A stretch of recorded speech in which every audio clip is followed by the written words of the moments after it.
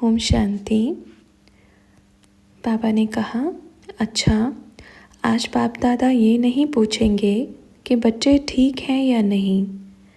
अभी आने वाला समय ये भी पूछने का नहीं कि ठीक है या नहीं।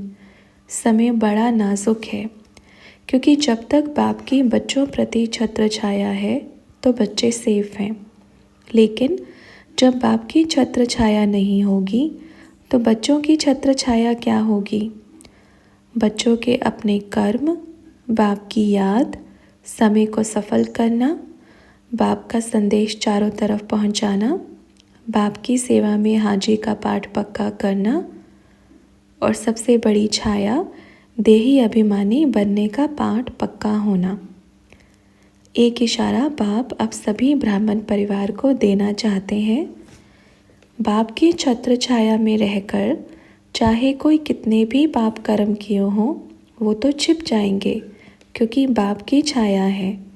पर वर्तमान समय बाप नहीं रहेगा। बाप का रोल बदलने वाला है। सृष्टि परिवर्तन करना है तो रोल भी बदलेगा ना।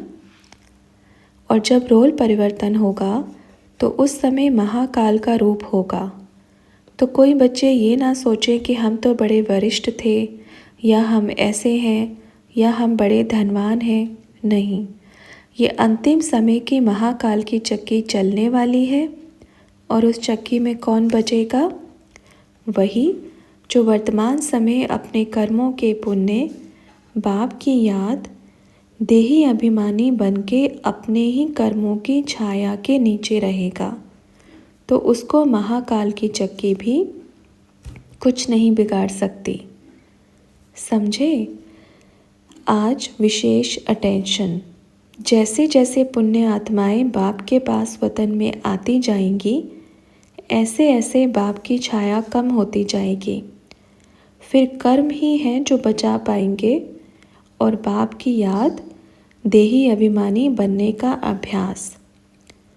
क्योंकि अब बाप है तो छाया में कुछ भी करते हैं, पर जब बाप की छाया हटेगी तो विकर्मों की जो धूप है और उसकी जो जलन है और जो हर एक आत्मा का कर्म है, वो अपने आप पारदर्शी बन जाएंगे।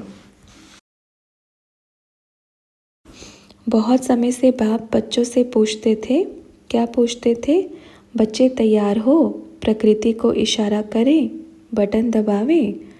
तो मेजॉरिटी बच्चे कहते थे, बाबा अभी रुको, तैयार नहीं हुए हैं।